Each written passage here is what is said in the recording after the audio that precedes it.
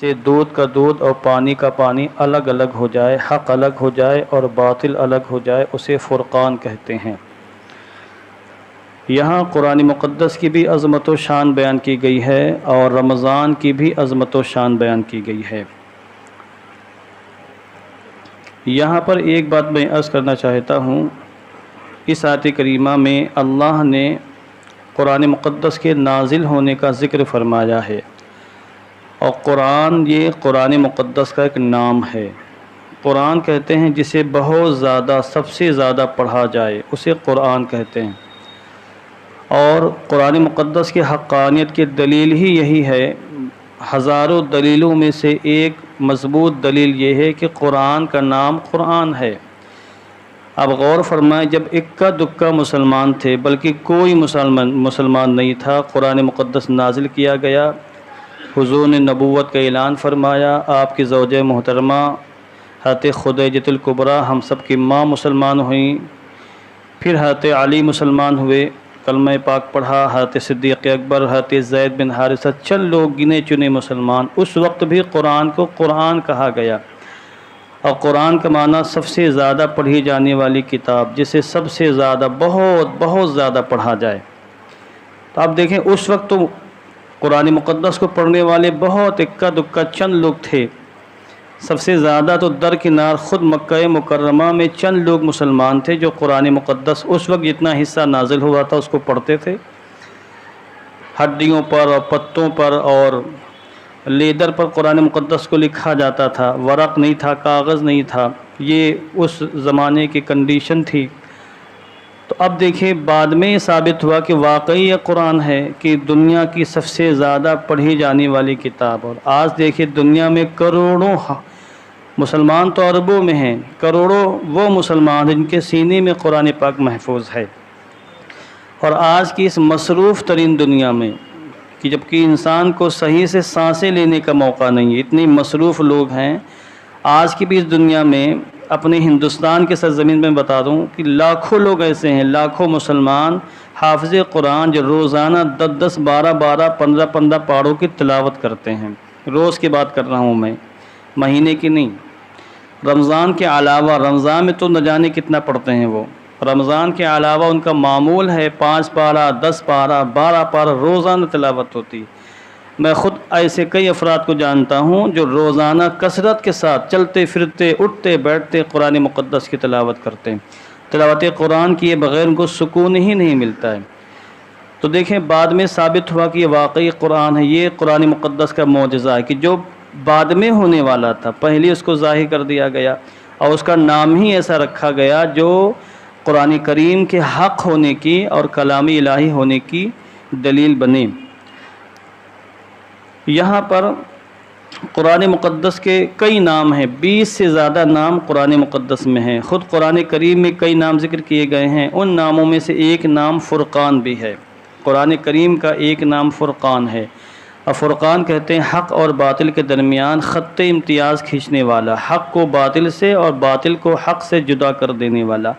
اور قرآن مقدس کا ترائے امتیاز ہے کہ قرآن مقدس کبھی بھی حق اور باطل کو ملنے نہیں دیتا۔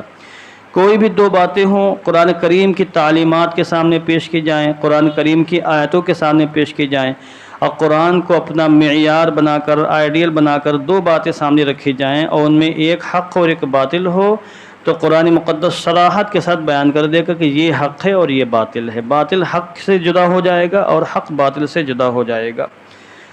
تو یہاں پر قرآن کریم کی عظمت یہ بیان کی گئی کہ قرآن کریم کے بارے میں فرمایا گیا کہ یہ ہدا ہے، سراپا ہدایت ہے، ہدایت دینے والی کتاب ہے۔ اور صرف دین اسلام ہی کے بارے میں نہیں، دنیا کے ہر معاملے میں قرآن مقدس سیدھا راستہ بتاتی ہے، قرآن مقدس رہنمائی کرتی ہے۔ قرآن مقدس جیسے کوئی بہترین رہبر، قائد، لیڈر آپ کی انگلی پکڑ کر آپ کو منزل تک پہنچا دے، یہی کام قرآن مقدس کرتا ہے کہ بالکل اپنے ماننے والوں کو، پڑھنے والوں کو انگلی پکڑ کر منزل مقصود تک پہنچاتی ہے کتاب۔ یہ ایسی عظیم الشان کتاب، یہ ہمارا المیہ ہے کہ ہم نے سمجھنا چھوڑ دیا ہے، اور ہم سمجھنا نہیں چاہتے ہیں، نہ پڑھنا چاہتے ہیں، اور نہ ہمارے پاس اتنا ٹائم ہے کہ ہم قرآن مقدس بیٹھ کے پڑھیں یا سمجھیں، چونکہ ہم اسی کو پڑھیں گے اسی کو سمجھیں گے جس میں پیسہ ملنے والا ہو۔ انسان اتنا خود غرض ہے، بلا وجہ صرف دعویٰ ہے کہ ہم قرآن مقدس کو مانتے ہیں، محبت کرتے ہیں، اور سارے دعوے کی پول اس وقت کھل جاتی جب رمضان شریف جیسے مبارک مہینے میں بھی کسی مسجد میں درس قرآن ہوتا ہے اور بڑے بوڑھے داڑھی والی چپل لے کر پتلی گلی سے نکلتی دکھائی دیتے ہیں، حالانکہ باہر ان کے پاس کوئی کام نہیں ہے۔ رمضان جیسے مبارک مہینے میں بھی ان کو قرآن مقدس سمجھنے کے لیے موقع ان کے پاس نہیں، چونکہ محبت نہیں ہے۔ انسان جس سے محبت کرتا ہے اس کو ٹائم بھی دیتا ہے، محبوب کو ٹائم کوئی نہ دے محبت کرنے والا تو محبت کرنے والا نہیں ہے پھر وہ۔ یہاں رمضان کی شان یہ بیان کی کہ اس میں قرآن نازل کیا گیا ہے۔ عربی مہینوں کے نام آپ کو یاد ہوگا، محرم، صفر، ربیع الاول، ربیع الثانی، ربیع الاخر۔ یہ ربیع الثانی کہنا غلط ہے، ربیع الاخر لفظ ہے صحیح۔ اور پھر ہمارے یہاں تو مسلمان عربی نام مہینوں کے نام بھی نہیں لے پاتے ہیں۔ جمادی الاولیٰ کو پتہ نہیں کیا کہتے ہیں، جمادی الاول پڑھتے ہیں، کوئی کچھ پڑھتا ہے کوئی کچھ پڑھتا ہے۔ اس کا جو صحیح لفظ ہے جمادی الاولیٰ اور جمادی الآخرہ۔ کیا؟ جمادی الآخرہ، جمادی نہیں ہے وہ۔ اس کے بعد رجب ہے، پھر شعبان ہے، پھر اس کے بعد رمضان، اس کے بعد شوال، پھر ذو قعدہ اور ذو الحجہ یا ذو الحجہ دونوں پڑھ سکتے ہیں آپ۔ قرآن مقدس میں ان 12 مہینوں میں سے صرف ایک مہینے کا نام آیا ہے، وہ ہے رمضان۔ اور رمضان کے علاوہ قرآن کریم میں اجمالاً ذکر تو ہے کہ 12 مہینے ہیں، مگر ان 12 مہینوں میں سے صرف اور صرف رمضان کا نام قرآن کریم کے اندر آیا ہے۔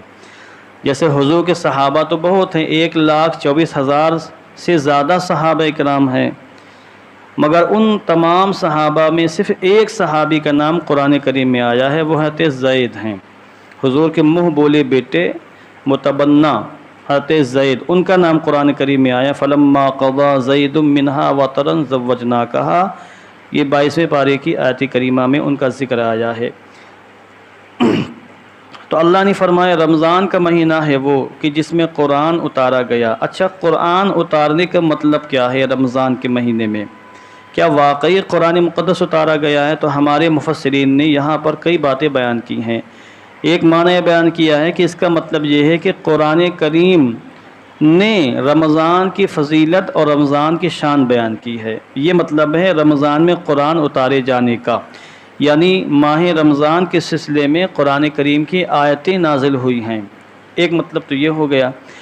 ایک مطلب یہ ہے کہ ماہ رمضان میں قرآن مقدس کے نزول کا آغاز ہوا۔ میں نے شروع میں بیان کیا ہے کہ جب غار حرا میں حضور رحمت عالم جلوہ بار تھے اور جبریل امین تشریف لائے اور سورہ اقرا کی 5 آیتیں کریمہ نازل ہوئیں تو وہ رمضان کا مہینہ تھا۔ ایک معنی یہ بیان کیا کہ رمضان کے مہینے میں قرآن مقدس کے نازل ہونے کی ابتدا ہوئی، اور ایک معنی یہ بیان کیا کہ پورا قرآن کریم ایک ساتھ لوح محفوظ سے رمضان میں شب قدر کے موقع پر آسمان دنیا پر بیت معمور میں نازل کیا گیا۔ بیت معمور یہ بالکل خانہ کعبہ کے بالکل سامنے پہلے آسمان پہ ایک مکان ہے جو بڑا عظیم، بڑا معزز، بڑا مکرم مکان، فرشتے اس کا طواف کرتے ہیں۔ وہاں پر پورا قرآن مقدس رمضان میں شب قدر میں اتارا گیا، اور پھر جیسے جیسی ضرورت پیش آئی جبریل امین وہاں سے اللہ کے اذن سے لے کر حضور کی بارگاہ میں لاتے رہے، اور 23 سال کی مدت میں پورا قرآن کریم اس دنیا میں حضور کے قلب مبارک پر اتارا گیا۔ تو یہاں پر رمضان کی فضیلت بھی بیان کی گئی ہے اور قرآن مقدس کی عظمت و شان بیان کی گئی ہے۔ آگے اللہ نے فرمایا فمن شہد منکم الشہر فلیصمہ، تو تم میں سے جو شخص اس مہینے کو پالے، رمضان کے مہینے کو پالے، فلیصمہ، تو اس پر واجب ہے، ضروری ہے کہ اس مہینے کے روزے رکھے۔ اس سے جو پہلی آیت کریمہ، اس سے پہلے جو آیت کریمہ ہے، یعنی آیت نمبر 183 میں بھی اللہ نے رمضان کے روزوں کے فرض ہونے کے اعلان کیا ہے، اور یہاں بھی کہا کہ جو شخص اس مہینے کو پالے، جو شخص اس مہینے میں حاضر ہو، موجود ہو، اس پر واجب ہے کہ روزے رکھے۔ ومن کان مریضا، اور جو بیمار ہو، او علی سفر، یا سفر پر ہو، فعدۃ من ایام اخر، تو دوسرے دنوں سے اتنے ہی دن کے وہ روزے مکمل کر لے۔ اس کی پوری تفصیل میں پہلے بیان کر چکا ہوں۔ آگے اللہ نے فرمایا یرید اللہ بکم الیسر، اللہ تمہارے ساتھ آسانی چاہتا ہے، ولا یرید بکم العسر، اور تمہارے ساتھ سختی نہیں چاہتا۔ یعنی اللہ بڑا کریم ہے، مہربان ہے، لطیف ہے بندوں پر، اور وہ کبھی بھی اپنے بندے کو مشقت میں ڈالنا نہیں چاہتا ہے۔ اس نے اگر ہماری آزمائش کے لیے کچھ چیزوں کی پابندی لگا رکھی ہے تو اس میں ہمارا دین و دنیا کا بے شمار فائدہ ہے، اس فائدے کو ہم شمار نہیں کر سکتے۔ اس کی میں چند مثالیں دے دوں، وقت زیادہ ہو رہا ہے، بس چند مثالیں موٹی سے۔ مثال کے طور پر رمضان کے روزے فرض کیے دن میں کھانے پینے کی پابندی ہے، باقی رات میں کھا سکتے ہیں۔ 11 مہینے دن میں، رات میں، صبح سحری جتنے وقت کھانا چاہیں کھا سکتے ہیں، کوئی پابندی نہیں، بس یہ کہ جو کھائیں وہ حلال ہو۔ اسی طریقے سے دیکھ لیجئے روزے نماز کے بارے میں، صرف 5 ٹائم کی نمازیں فرض کی ہیں، باقی دیگر جتنے بھی ٹائم ہیں 5 ٹائم کی نمازوں میں بہت زیادہ 1 گھنٹہ لگے گا، 1.5 گھنٹہ لگ جائے گا اگر آپ بہت خشوع و خضوع سے پڑھیں۔ 24 گھنٹے دیے ہیں، 1 گھنٹے کی مصروفیت رکھی، اللہ نے فرمایا کہ نماز قائم کرو، باقی 23 گھنٹے ہم جو چاہیں کریں اپنے، کوئی مسئلہ نہیں ہے۔ کاروبار کے مسئلے میں چند کام کو اللہ نے حرام قرار دیا، باقی جو کرنا چاہیں کریں، تجارت کریں، بزنس کریں، لین دین کریں، خرید و فروخت کریں، چند چیزوں کو حرام قرار دیا، باقی چیزوں کی کوئی پابندی نہیں۔ کھانے پینے کے مسئلے میں لے لیں، ہم گوشت کھاتے ہیں، گوشت کھانے کے بڑے شوقین ہیں، ممکن ہے کہ آپ آج کل سحری میں بھی گوشت کھاتے ہوں اور رات کو بھی گوشت کھاتے ہوں، بہت مسلمان گوشت کھانے کے شوقین ہیں، تو چند جانوروں کو حرام قرار دیا، باقی سارے جانور حلال ہیں۔ پرندوں کو حلال قرار دیا، چند پرندوں کو حرام کیا اور چند جانوروں کو حرام قرار دے دیا۔ اسی طریقے سے انسان شادی کرتا ہے، انسان عورتوں سے محبت کرتا ہے، چند عورتوں کو حرام قرار دیا کہ ان عورتوں سے نکاح نہیں کر سکتے، باقی ساری دنیا بھر کی تمہارے لیے عورتیں حلال ہیں اور جائز ہے، جن سے نکاح کرنا چاہو کرو۔ تو دنیا میں جتنے بھی ضرورت کے سامان، کپڑا لے لیا آپ، چند کپڑے حرام ہیں، مثلا ریشم کا کپڑا مردوں کے لیے حرام قرار دیا، باقی جتنے کپڑے پہننا چاہیں پہننے، کوئی مسئلہ نہیں ہے۔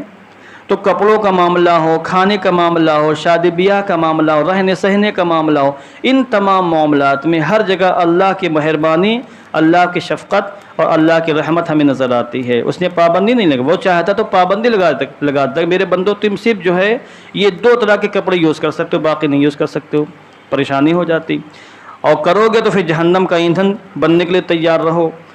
تم فلاں عورتوں سے شادی کر سکتے ہو، باقی کسی عورت سے شادی نہیں کر سکتے ہو، پابندی لگا دیتا وہ۔ تم صرف بکری کا گوشت کھا سکتے ہو، باقی کوئی گوشت نہیں کھا سکتے ہو، حالت خراب ہو جاتی ہے ابھی، تو پریشانیاں ہو جاتی ہیں۔ اس لیے اللہ نے صرف چند چیزوں کی پابندی رکھی ہے، باقی انسانوں کو آزادی رکھی ہے۔ تو یہاں اللہ نے یہی فرمایا کہ اللہ تمہارے ساتھ آسانی چاہتا ہے، تمہارے ساتھ سختی نہیں چاہتا، تمہیں پریشان نہیں کرنا چاہتا، اور بندے پریشان ہو جاتے ہیں۔ وَلِتُكْمِلِ الْعِدَّةَ، اور تاکہ تم رمضان کے روزوں کی عدت مکمل کر لو، وَلِتُكَبِّرُوا اللَّهَ عَلَى مَا هَدَاكُمْ، اور تاکہ تم اللہ کی تکبیر بیان کرو، اللہ اکبر کہو اس پر کہ اس نے تمہیں ہدایت دی، وَلَعَلَّكُمْ تَشْكُرُونَ، اور تاکہ تم اللہ کا شکریہ ادا کرو۔ تو یہ جو آسانیاں اللہ نے فراہم کی ہے، اس لیے تاکہ رمضان کی جو پوری مدت ہے 29 روزے کی یا 30 روزے کی، یہ مدت پوری ہو جائے، پھر اس نعمت پر ہم اللہ کا شکریہ بھی ادا کریں اور پھر اللہ کی تکبیر بھی بیان کریں۔ اللہم صلی علی